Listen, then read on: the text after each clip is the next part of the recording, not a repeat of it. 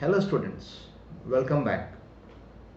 In the last session of mine, we were doing the concept of numbers. And in this session, we will be doing the continuation of numbers. We have seen different types of numbers. We have seen the concept of twin primes, co-primes. We have also seen the concepts of rules of divisibility. Yes or no? So going ahead, in this concept, let us start with a concept called as recurring decimals. In the concept of recurring decimals, we need to convert these recurring decimals into their equivalent fraction. Before doing it, let us learn what do you mean by the word recurring decimal. A recurring decimal is a non-terminating decimal that tends to infinity, right? And the number of decimal values repeating are called as the periodicity of that term. So periodicity indicates the number of digits being repeated. For example, if I have 0.666666, I write as 0.6 bar, and as 6 is being repeated, as it is only one digit, we say the periodicity is 1. Now going ahead, if it is 0.424242, it is 0.42 bar. So in this case, two digits are being repeated, so we say that the periodicity is 2. So 6 is a recurring decimal with a periodicity of 1. 42 is a recurring decimal with a periodicity of 2.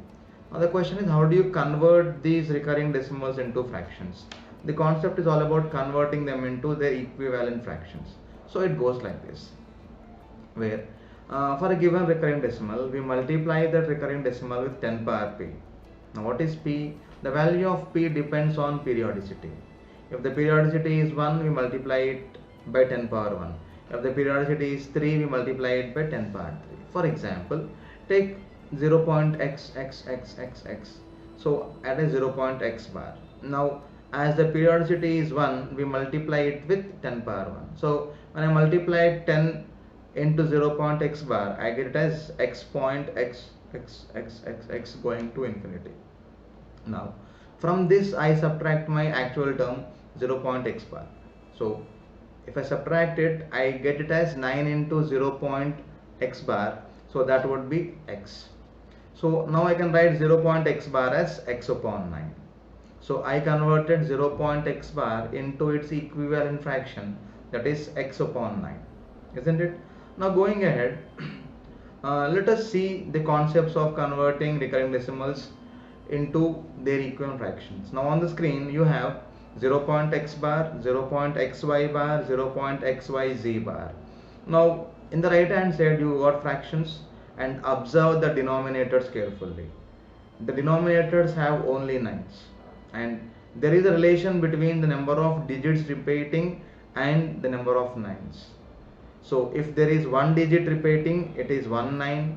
If it is two digits repeating, it is 2 9s. If it is three digits repeating, it is 3 9s. So the number of 9s depends on the periodicity, and we have seen how you get 9 in the previous example. Yes or no? Now if it is 0.x bar, it is x upon 9. If it is 0.xy bar, it is xy upon 99. If it is 0.xyz bar, it is xyz upon 999. Now this is a case where all the terms are non-terminating.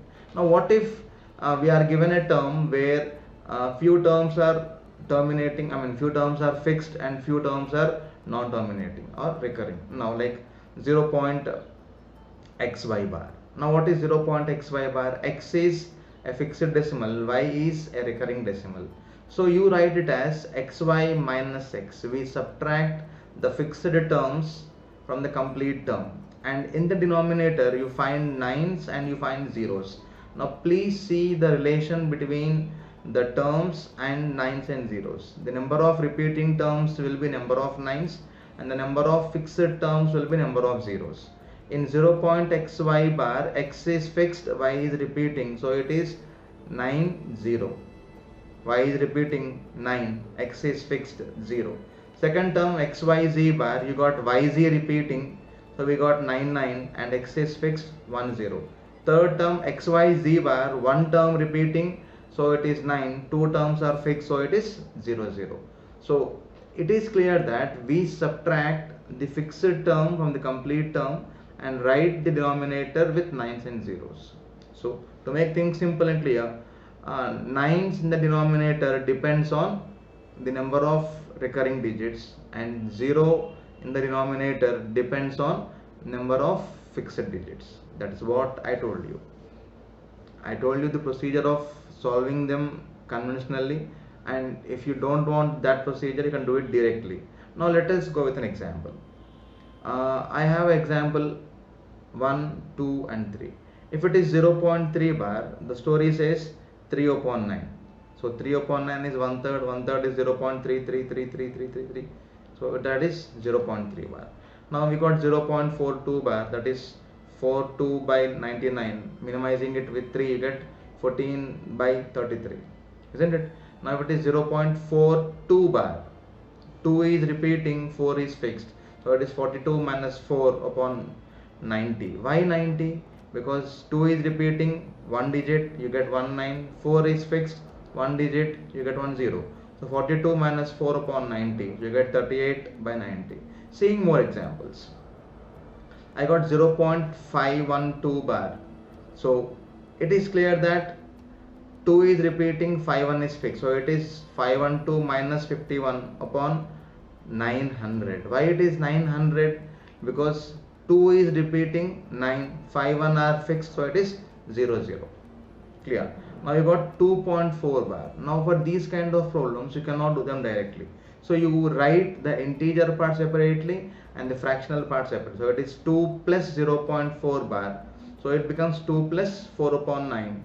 And doing your math, it is 22 upon 9. How you going to do?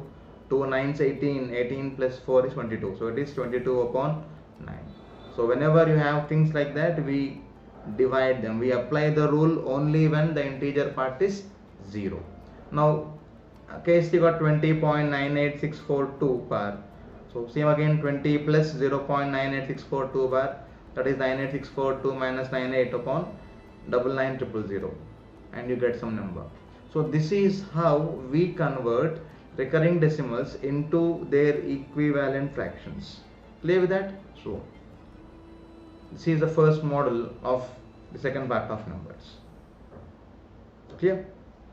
So take your time, watch the screen carefully, and if you have any doubts at the end of this video, I will give you my email ID. You can mail me.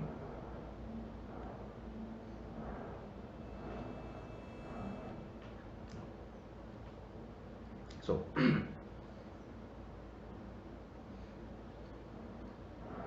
going ahead, we have a beautiful concept called as mixed fraction arithmetic. What is mixed fraction arithmetic? Mixed fraction arithmetic stands for what is a mixed fraction of something like this sort: 12 and 13 by 17, 21 and 14 by 15, it is 20 and 3 by 5, it is 8 and 13 by 15, it is 23 and 12 by 15. So these are called as mixed fractions. So how do you work with mixed fractions? So normally whenever you have 2 and 1 by 3, we multiply 2 into 3 plus 1. So to solve these kind of problems, we do it in this way.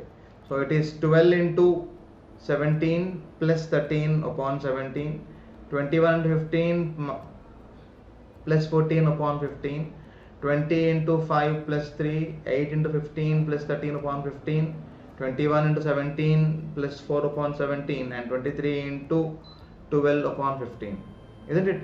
So that's how you get these things. Now multiplying them, adding them will give you terms like 217 upon 17 and 329 upon 15, 103 upon 5, 133 upon 15, 361 upon 17 and 357 upon 15. So you got these terms. Now you take the LCM, or we add 17s once, 15s once, 5 next. So grouping them, you get 217 plus 361 upon 17, 329 plus 133 minus 87 upon 15, 103 upon 5, and then finally we take the LCM. Do you feel that you will be having so much time in the exam to do all this nonsense?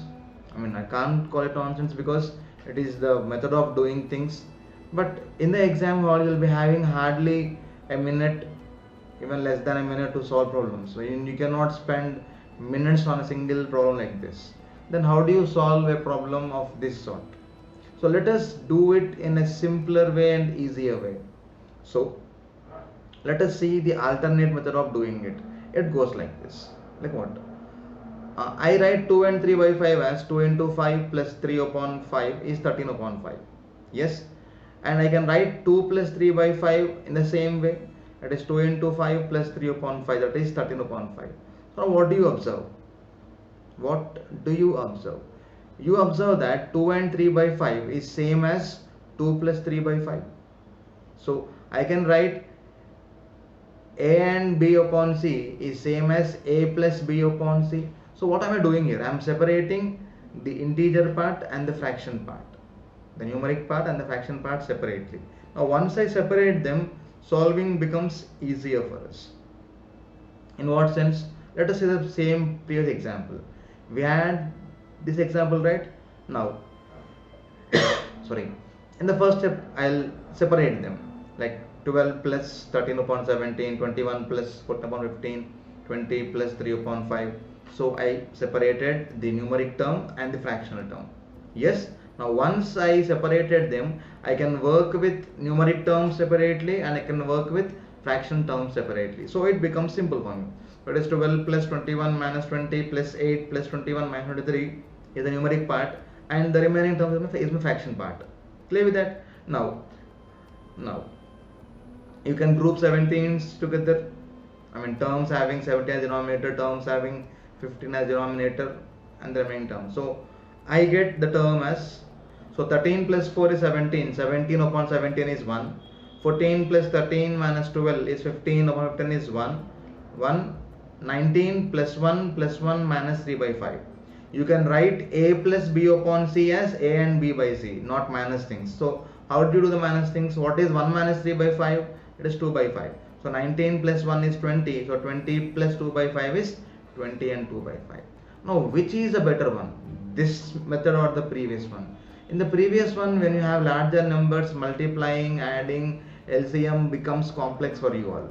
So instead of doing all those things in this method, you can solve them quite a way easily, right? So divide the numeric term and the fraction term, group them separately and solve them. Keep in mind, a and b by c is same as a plus b upon c, or the vice versa is also true. The screen displays the content carefully. So whenever you have problems like this, divide and conquer to save time a lot.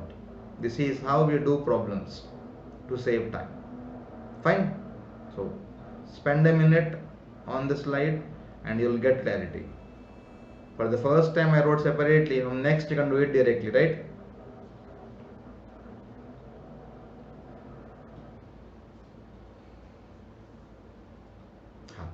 So going ahead, this is one beautiful concept mostly found in many exams all over the world. It's about factors. Now what is factors? Different types of factors, their sum, their product, co-prime terms, all those things we learn here. I tried giving you all the formulae first and then I'll explain the content along with the conventional method and the formulae. Yes. Now for a given natural number n, the first step is write n as product of prime exponents, like a power p times b power q times c power r and so on. Keep in mind a, b, c should be prime. Okay. Now going ahead, to find the number of factors for a given number, increase the exponents by 1 and multiply them. The exponents are p, q, r. So increase the exponents by 1. So p becomes p plus 1, q becomes q plus 1, r becomes r plus 1 and multiply them. So p plus 1 times q plus 1 times r plus 1. Find that? So now going ahead, coming to prime factors count. What are prime factors? It means that in how many ways you can represent your number as product of prime terms. So it is simply the sum of the exponents p plus q plus r. Do not worry, we'll see them with examples. For now, just understand the concept. If you want to have factored sum, increase the exponents by 1 and multiply them. To calculate the number of prime factors, simply add the exponents p plus q plus r. And to have different prime factors count or distinct prime factors count, simply count ABC. ABC are 3 terms, so it is 3. If you have A, B, C, D, it is 4 terms. If it is AB, it's 2. So count of ABC will give you the distinct prime factor count. So, and the factor sum is given by concept a power p plus 1 minus 1 upon a minus 1 plus b power q plus 1 minus 1 upon b minus 1 and so on. This is how we calculate factored sum. So going ahead, and product of all factors is given by n. N is the given number. It is n power number of factors, the first line. So n power factors count by 2 will give us the product of all the factors. We will see the examples in a minute. So I am trying to give you all the concepts in detail. And then we have number of coprimes for the number n. For a given number n, how many coprimes are possible is given by a formula saying n into 1 minus 1 upon a into 1 minus 1 upon b into 1 minus 1 upon c. Right? And then the coprime sum is coprime count into n upon 2, n by 2. And then the number of ways of writing n as product of coprimes is 2 power k minus 1, where k is the prime factor count. So these are the list of the formulae or the shortcuts or the content, whatever you can call them, and using this we solve them in detail. So let us learn the examples. Given n is 12. Yes. Now how do you want to work with? So I write n 12 in terms of prime. So 12 is 2 square into 3 power 1. How do you get that? So 12 by 2 is 6, 6 by 2 is 3. So 12 is 2 square into 3 power 1. Fine. Now the first story is I want to calculate factors count. Now how many factors are there for 12? 12 have 6 factors. How you got 6? 1 is a factor, 2 is a factor, 3 is a factor, 4, 6, 12. So you got 6 factors. But using formulae, the concept says, the shortcut says, increase the exponents by 1 and multiply them. The exponents are 2 and 1. So increase the exponents by 1 and multiply. So 2 plus 1 into 1 plus 1, that is 3 into 2, 6. I repeat the statement, increase the exponents by 1 and multiply them. So the exponents are 2 and 1. So 2 plus 1, 1 plus 1. So it is 3 into 2, 6. So that is how I compared the conventional way and the shortcut way. And now let us go to product of all factors. Now what is product of all factors? It is given by 1 into 2 into 3 into 4 into 6 into 12, that is 1728. The conventional way of doing it. Now how do you use the method? The method says n power factors count by 2. Yes or no? Factors count was 6. So 6 by 2 is 3. So n power 3. So 12 cube is same 1728. So this is how you can relate the method to the conventional problems. Clear with that? Now I gave you factors count, case 1, and then I calculated product of all factors. And now I am going to factor sum. Factor sum was given by formula. It is 1 plus 2 plus 3 plus 4 plus 6 plus 12.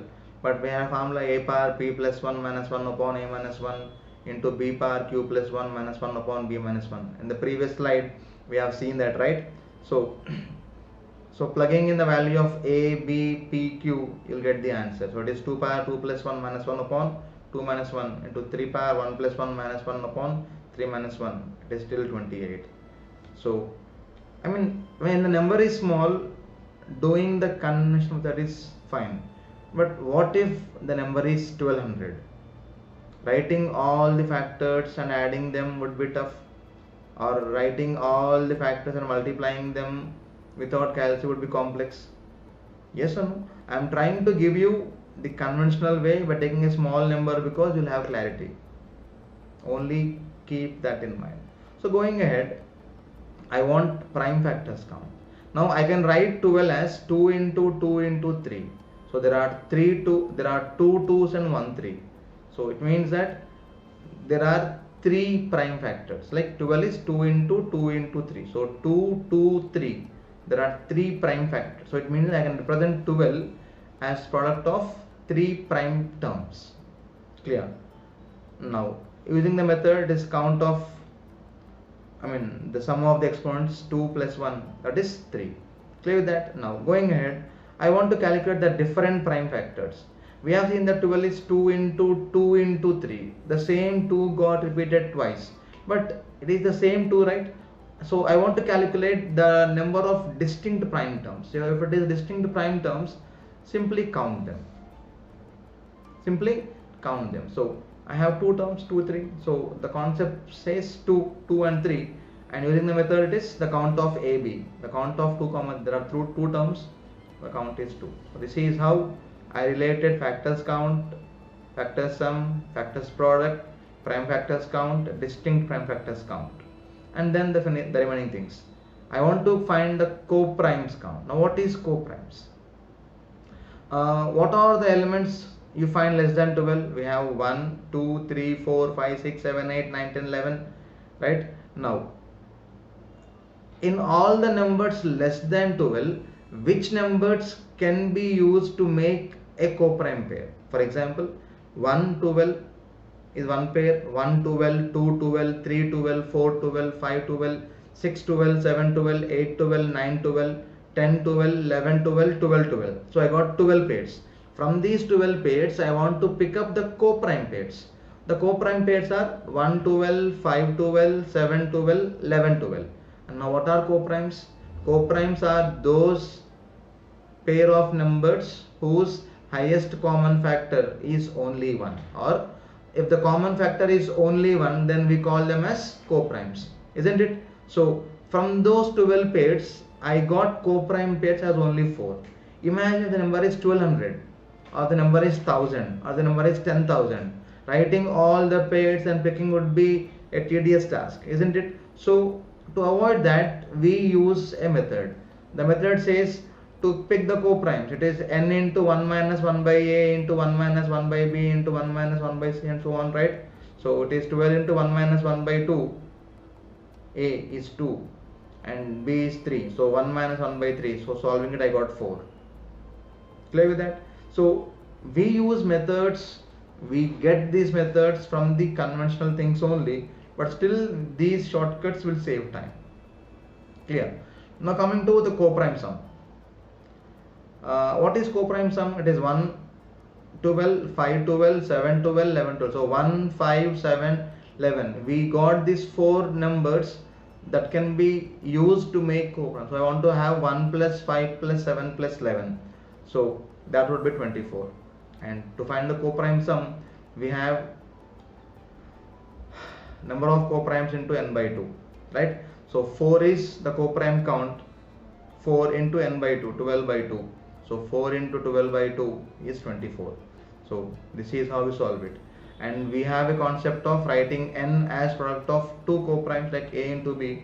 It is 2 power k minus 1, right? So 2 power 3 minus 1. Now what is 3? 3 is the prime factor count what we got there, right? So 2 power 3 minus 1. So 2 square is 4. And that is 1 into 12, 5 into 12, 7 into 12, 11 into 12. So this is how we learn the concept of factors, and we use them to calculate the number of factors, the number of prime factors, the number of co-primes, the number of methods of writing a number as product of co-primes, factors sum, factors product, co-prime sum. Clear? So these are the concept of factors and these are the examples. Is that fine? So going ahead, now let us step into a beautiful concept of finding remainder. It's a problem where a number when divided by a divisor d1 leaves a remainder r1, and when the same number is divided by another divisor d2, you want to calculate the remainder r2. So it goes like this: x is a number when divided by d1 leaves remainder r1, and I want to divide x by d2 and I want to find r2, but keep in mind x is not given. So you will be given d1 r1 d2. Based on d1 r1 d2 you should be calculating r2. So it means that we can solve for r2 only if d2 is a factor of d1, else we cannot find r2. So it means that if d2 is a factor of d1, then we divide r1 by d2 to get r2. So it is clear that if d2 is a factor of d1, then divide r1 by d2 to get r2. We will see how it works, but now let us see some examples. So a number when divided by 144 leaves a remainder of 56. Then find the remainder when the same number is divided by 48. Now what do you get that here? So 48 when divides, check for d1 d2, right? So d1 is 144, d2 is 48. So d2 is a factor of d1. Let us check it. 48 divides 144 exactly. True or false? True, because 48 3 is 144. So 48 divides 144 exactly. Hence divide 56 by 48 to get r2.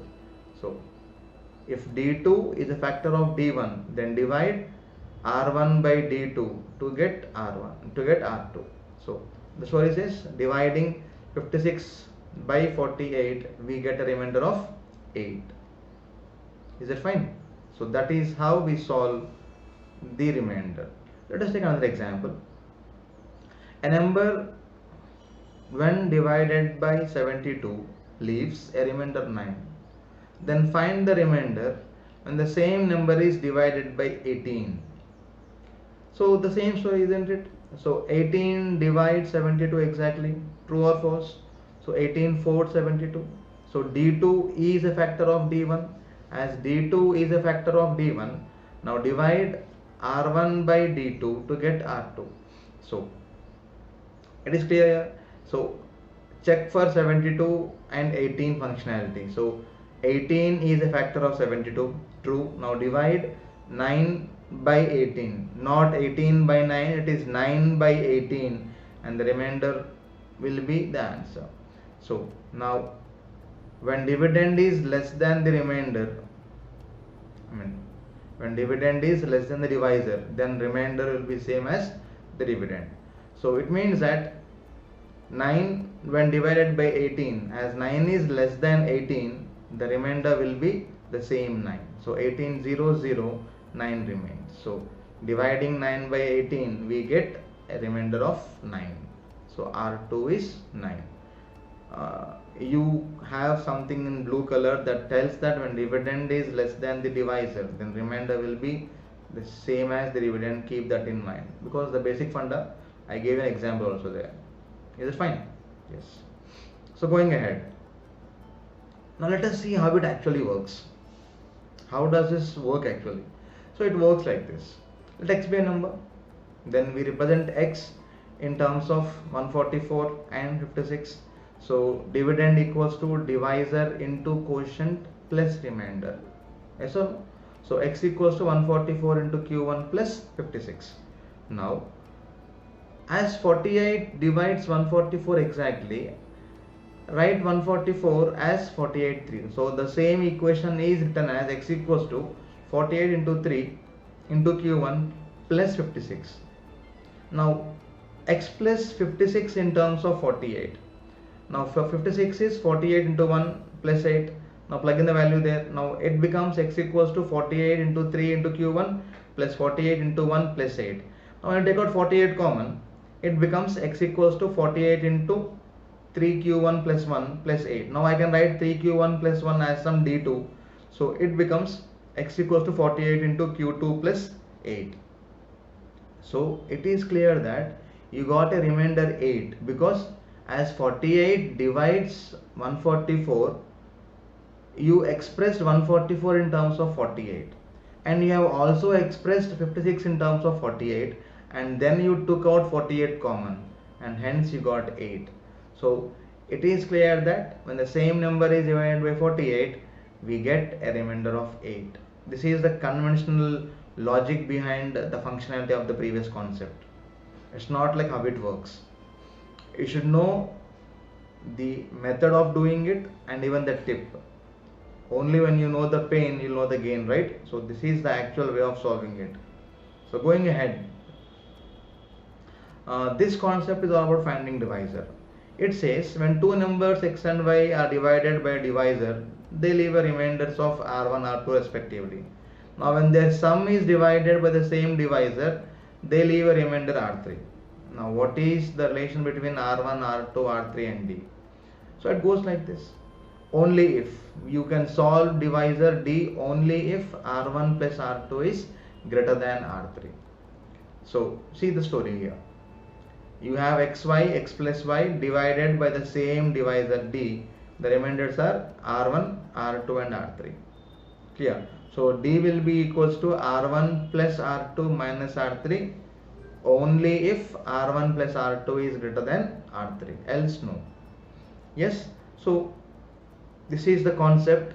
We will see how it works and how we got it, but let us see some examples first. Now when two numbers are divided by a divisor, it leaves remainders of 17 and 21. When the sum of the numbers is divided by the same divisor, it leaves a remainder of 9. Then find the divisor. Now as 17 plus 21 is greater than 9, so d1 plus d2 is greater than d3. So what do you get? So xy, x plus y remainders are 17, 21, 9. So d would be d1 plus r1 plus r2 minus r3, that would be 29. So r1 plus r2 is greater than r3. So d would be r1 plus r2 minus r3. So you got the value of d as 29. Yes. So now going ahead. When two numbers are divided by a divisor, they leave a remainders of 3 and 1.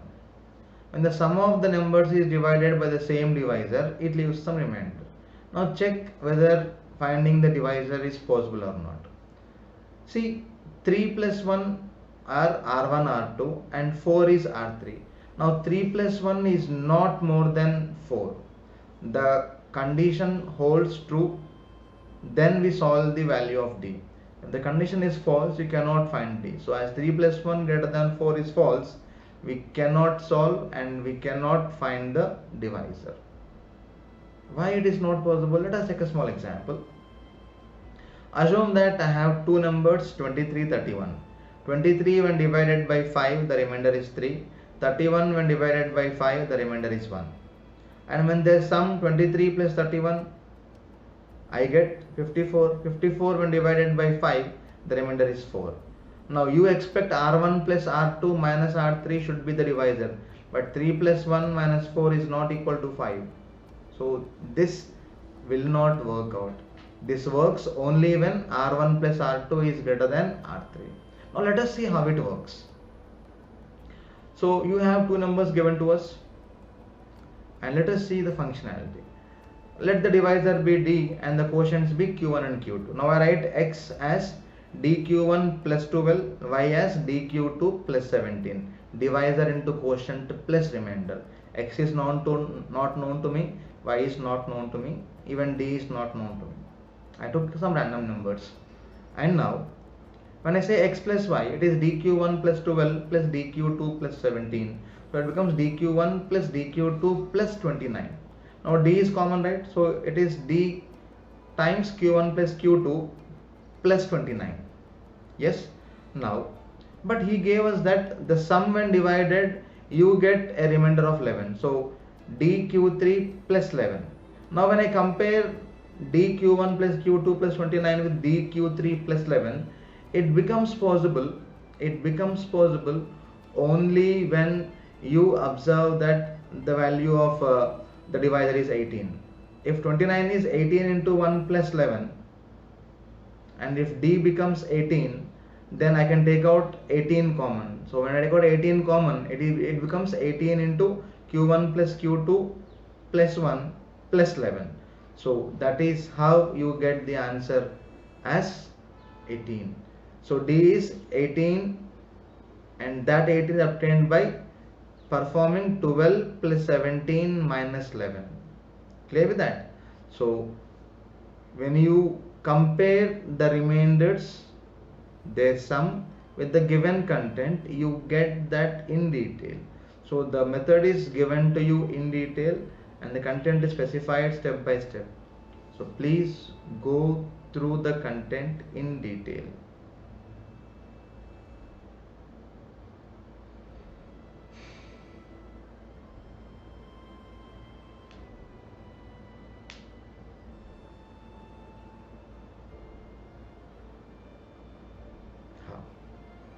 If that is clear, now let us go ahead. Take one more example to end this story. It says a divisor is found where it divides two numbers that leaves remainders 27. When a number is divided by a divisor, a remainder of 27 is found. When twice the number is divided by the same divisor, a remainder of 19 is found. Then find the divisor. So you need R1, R2 and R3, but in the problem you have only two numbers given. So is it really possible of solving out? So he says when D divides X, remainder is 27, and when D divides 2X, the remainder is 19. So how do you solve this problem? So convert this problem into the point what we have. So you can write 2x as x plus x, isn't it? Hence you can put it like this: x by d 27, x by d 27, x plus x by d is 19. So you got r1, you got r2, you got r3. So d is r1 plus r2 minus r3, that would be 35. So try to convert the given problem into the concept we learned and then work on it. Fine. So moving ahead, the next concept would be successive division. In this concept, a number n will be divided successively by d1, d2, d3 if possible, and will be given remainders r1, r2, r3. And you need to find the value of n and then find the value of n minimum to get the outputs. So given a number when divided successively by d1 and d2 leaves respective remainders of r1 and r2, then the number can be written as n by d1, the quotient is q1, remainder is r1, q1 by d2, the quotient is q2 and remainder is r2. So you read this notation as n when divided successively by d1 and d2 leaves respective remainders of r1 and r2.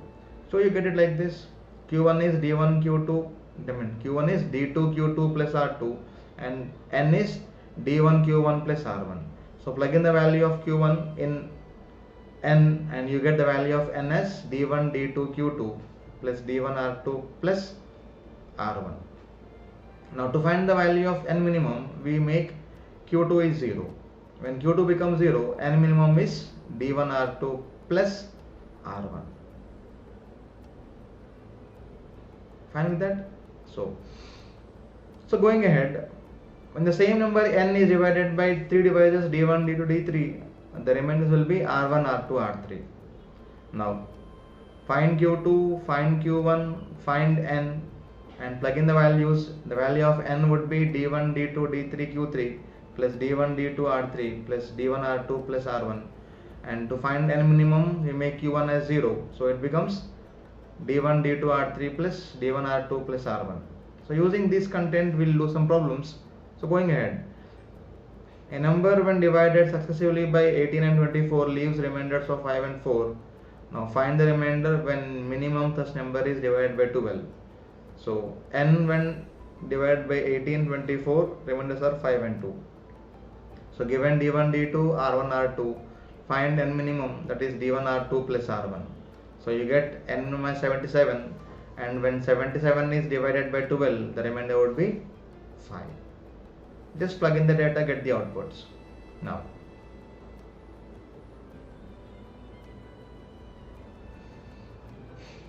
next story.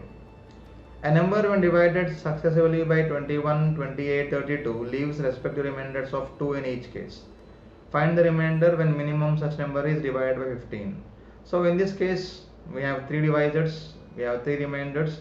He said remainder of 2 in each case, so r1 is 2, r2 is 2, r3 is 2. So now find n minimum, plug in the value of d1, d2, d3, r1, r2, r3, you get n minimum to be 1220. Now when you divide 1220 by 15, the remainder would be 5.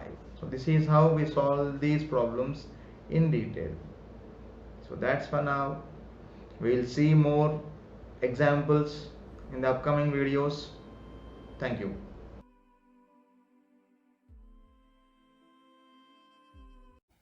Thank you for watching my content.